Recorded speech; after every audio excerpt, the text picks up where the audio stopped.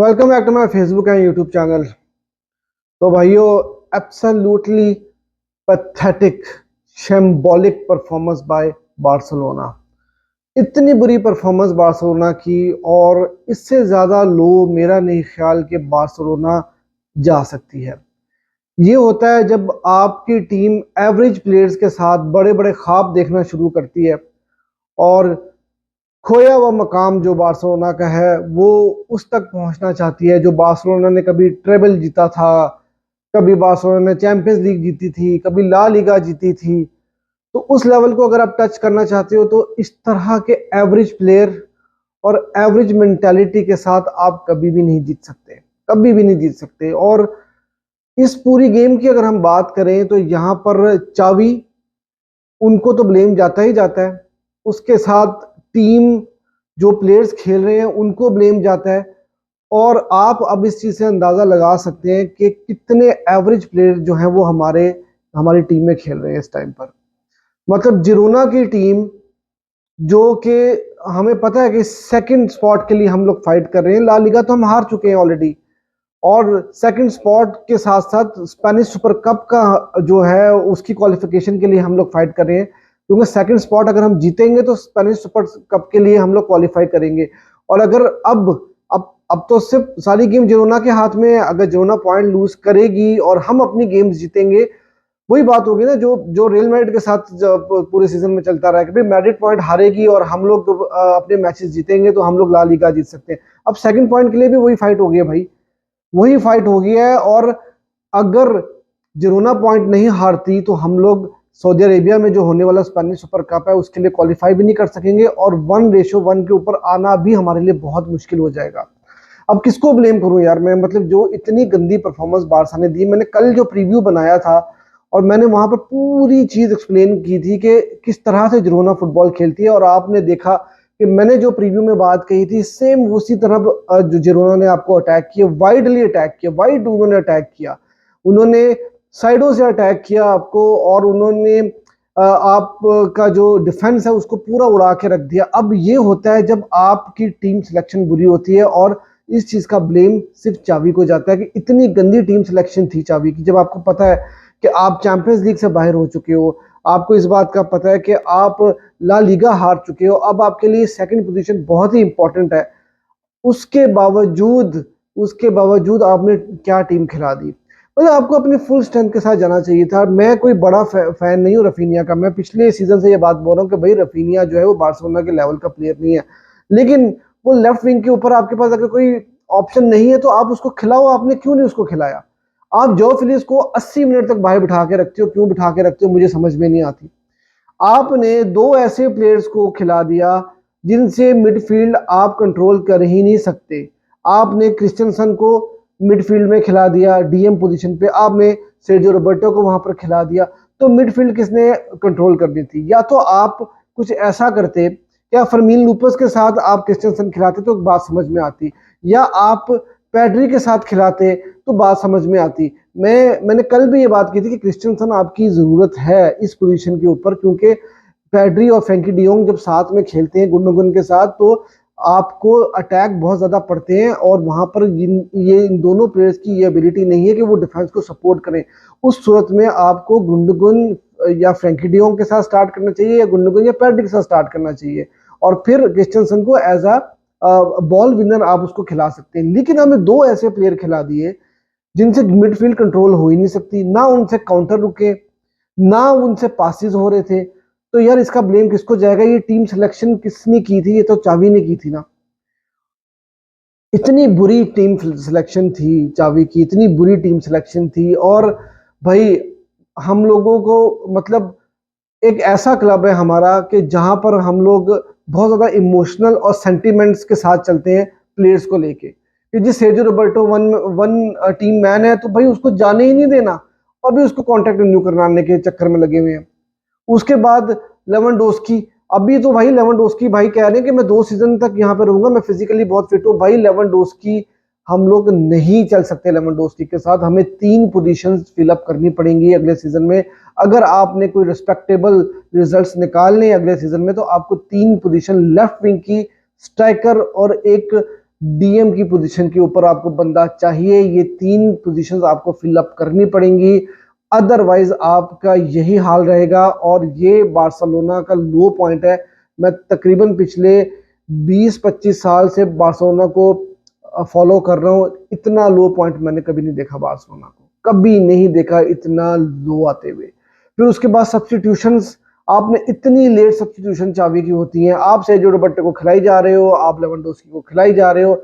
जब गोल पड़ गए तो उसके बाद फिर क्या कहते हैं, आपने दोनों को बाहर निकाल दिया। तो भाई अब खिलाओ उनको, अब पूरा ब्लेम जाने दो उनको। फिर आप जॉ फिलिस को भी लेकर आ रहे हो, फिर आप इसको भी लेके आ रहे हो, फिर आप उसको भी लेके आ रहे हो। क्या फायदा जब आपकी टीम पूरी तरह से खत्म होगी। 2 गोल की लीड जो है वो आप डेफिसिट में चले गए हो, 2 गोलों के डेफिसिट में चले गए। अब क्या कर सकते हो आप? एब्सोल्युटली पैथेटिक, बहुत ही बुरी टीम स्ट्रेटेजी है, मेंटालिटी इतनी बुरी है। 2 मिनट के अंदर आप पूरी गेम हार जाते हो। और ये पहली दफा नहीं हुआ इस पूरे सीजन में। जहां जहां पर इंपॉर्टेंट गेम्स आई हैं वहां वहां पर आपने बॉटल किया है।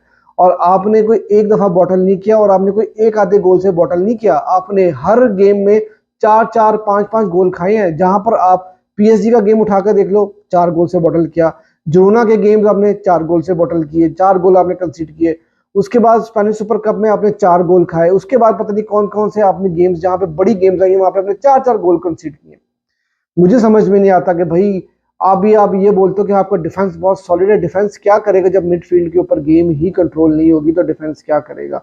मैंने कल अपने प्रीव्यू में पूरा गेम प्लान बताया था कि जिरोना किस तरह से फुटबॉल खेलती है। वो वाइड एरियाज को जो है ज्यादा टारगेट करते हैं, वो लॉन्ग बॉल्स के ऊपर ज्यादा चलते हैं। बिल्कुल उसी तरह से उन्होंने आपको डैमेज किया। और फिर आप इतना हाई लाइन खेल रहे होते हो, जब आपकी मिडफील्ड गेम में ही कंट्रोल नहीं कर पाती, फिर आप इतना हाई लाइन जब खेलोगे तो आपको फिर काउंटर के ऊपर ऐसे ही गोल पड़ेंगे, क्योंकि दूसरी टीम के पास स्पेस है, एक्यूरेसी है, और उन्होंने आपको छोड़ा नहीं बिल्कुल भी। फिर उसके बाद अगर आप इस पूरी गेम की बात करो, लामीन यमाल के अलावा मुझे कोई भी बंदा ऐसा नजर नहीं आया जिसकी कोई परफॉर्मेंस नजर आई हो। थोड़ा सा फरमीन लूपस, उनके रन्स थोड़े अच्छे थे पहले हाफ के अंदर, वो थोड़ा डिसेंट नजर आए थे। उसके बाद लामीन यमाल एक बहुत ही खूबसूरत पास दिया उसने।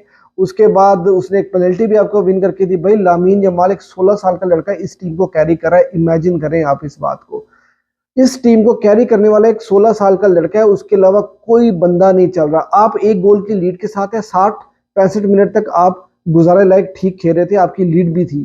कैंसलो को मौका मिलता है, वहां पर वो खुद शूट मारने चले जाते हैं, लेवेंडोस्की खाली खड़े होते हैं, लेकिन वो बंदा जो है सेल्फिश हो जाता है। यार फुटबॉल ऐसी गेम है, जितना मैं फुटबॉल को जानता हूँ, अगर आपकी 2 गोल की लीड भी है ना, तो वो भी कभी भी आप जो है वो उसको खत्म कर सकते हो। कभी भी वो 2 गोल उतर सकते हैं। जब तक आपके पास 3 गोल की लीड नहीं होती ना, तो आपको जब ऐसे चांसेस मिलते हैं तो आपको उसको प्रॉपर तरीके के साथ अवेल करना होता है, ना कि सेल्फिश होना होता है। कैंसलो ने वहां पर मिस किया। उसके बाद एक और हमें चांस मिला जहां पर हम लोगों को 4-1 4-2 होना चाहिए था, उल्टा हम लोग 4-2 से मैच हार गए। अब स्पेनिश सुपर कप वो भी स्टेक के ऊपर लग गया। अगर हम वहां पर नहीं क्या कहते हैं क्वालिफाई करते, तो हम लोगों को 1:1 भी नहीं मिलना बहुत मुश्किल हो जाएगा। उसके बाद अलावा चावी की अगर आप बात करो, तो भाई चावी की अजीब अजीब स्टेटमेंट्स आ रही हैं। दानी ओल्मो मुझे पसंद है, मुझे ये वाला प्लेयर पसंद है, सेर्जियो रोबर्टो के साथ हम स्टार्ट करेंगे। यार भाई नहीं होता, इतना ज्यादा नहीं होता यार। हम लोग हर बड़े मैच में यही कर रहे हैं। हम लोगों ने इस सीजन में बहुत बुरी परफॉर्मेंस दी है।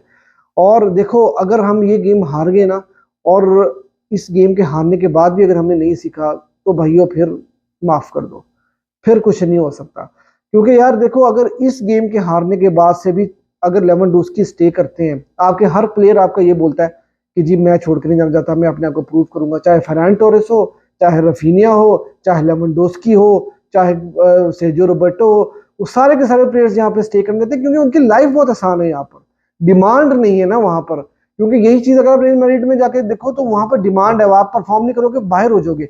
यहाँ पर आपको पता है आपकी जगह पक्की है। लेवेंडोस्की ने तो खेलना ही खेलना है, कुछ हो जाए लेवेंडोस्की ने तो खेलना ही खेलना है। उसको पता है मैं क्यों सऊदी अरेबिया जाऊं। अब अगर यहाँ से हमने नहीं सीखा, और हमने अपने प्लेयर्स को, मतलब अगर हमें हमें मौका मिलता है लेवेंडोस्की को सेल करने का, और हमने उसको फिर भी रखा, ये बहुत बड़ी गलती होगी। अगर सऊदी अरेबिया से ऑफर आती है, लेवेंडोस्की को बोलो भाई खुदा हाफिज, आप जाओ यहाँ से, हमें आपकी जरूरत नहीं है, आप सऊदी अरेबिया में जाकर खेलो, और आप खुद भी पैसे बनाओ और हमें क्लब को भी कुछ पैसा बनाने दो। इसी तरह फर्नांडो टोरेस को भाई जान छुड़ाओ फर्नांडो टोरेस से। ये सब एवरेज प्लेयर हैं, आपने 50-55 मिलियन इनके ऊपर खर्च किया हुआ है। आपने रफीनिया के ऊपर 55 मिलियन आपने खर्च किया। कुंदे, मैं पूरे सीजन में कुंदे को ब्लेम करता रहा हूँ, उसको मैं क्रिटिसाइज करता रहा हूँ कुंदे को। और कुंदे के पिछला एक महीना काफी अच्छा गुजरा, नो डाउट, उसने बहुत अच्छी परफॉर्मेंस दी है, लेकिन इस गेम में भी उसकी इतनी बुरी परफॉर्मेंस थी। इस गेम में मतलब आपको कंसिस्टेंसी चाहिए भाई। लोग टेर स्टेगन को जो है वो कर रहे हैं, टारगेट कर रहे हैं। भाई टेर स्टेगन के कैसे गोल बचाएगा? उसने तो अभी आपकी इज्जत रख ली है, वरना 7 गोल पड़ जाते आपको। उसने तो आपको फिर आपकी इज्जत रख लिया। टेर स्टेगन ने आपकी इज्जत रख लिया। अरोहो ने, कुबारसी, ये 2-4 ही तो प्लेयर हैं आपके पास।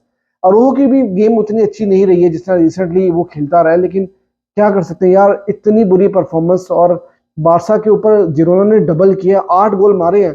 4-2 होम पर भी मारा है, 4-2 अवे भी मारा है उन्होंने। और रियल मैड्रिड के अगेंस्ट जिरोना ने एक भी गोल स्कोर नहीं किया। कुछ तो है भाई जहां पर हम लोग मार खा रहे हैं। एवरेज टीम के साथ आप खेलोगे तो यही होगा। और आपके पास प्रॉब्लम यह है कि आपके पास पैसा नहीं है, आप कोई नया कोच भी नहीं लेके आ सकते, और आप चावी को स्टे कराने पे इसलिए खुशियां मना रहे हो। चावी के ठीक है, नो डाउट रिसेंटली उसकी परफॉर्मेंस ठीक रही है, लेकिन यार आपका क्लब उस खोए हुए मकाम पर नहीं आ सकता जब तक आप एक ड्रास्टिक चेंजेस नहीं लेकर आते। और आप इसी तरह अगर प्लेयर्स को अलाउ करते रहोगे कि वो हमने बारसा में रहना है, हम बार्सिलोना छोड़ के नहीं जा रहे हैं, तो भाईजान फिर कुछ नहीं होता। फिर अगले सीजन में भी यही कुछ होगा, और अगले सीजन में मेरे ख्याल से आपके लिए टॉप 4 फिनिश करना भी बहुत ज्यादा मुश्किल हो जाएगा। इसलिए आपको एक लेफ्ट विंगर चाहिए, एक मिडफील्डर चाहिए, और एक स्ट्राइकिंग पोजीशन के ऊपर बंदा चाहिए। और कैंसलो के ऊपर अगर आपने 25 मिलियन खर्च करना है तो भाई आपको सोच समझ के खर्च करना पड़ेगा, क्योंकि कैंसलो की डिफेंसिव एबिलिटी बिल्कुल जीरो है। ऑफेंसिवली वो बंदा आगे चल के जो है वो अपनी मर्जी से खेलता है, वो इंस्ट्रक्शंस फॉलो नहीं करता। अगर आपने उसके साथ आप उस खुश हो तो ठीक है भाई, आपने जो करना है फिर आप करो। खैर यार, बहुत ही पथेटिक परफॉर्मेंस थी, बहुत ही डिसअपॉइंटमेंट है। तो ये थी आज की वीडियो, और मेरे पास और कुछ नहीं है कहने को। आप मुझे कमेंट सेक्शन में बताइए कि आपको क्या लगता है कि बार्सिलोना किस तरह से अपने आप को इम्प्रूव कर सकती है। Do let me know in comment section.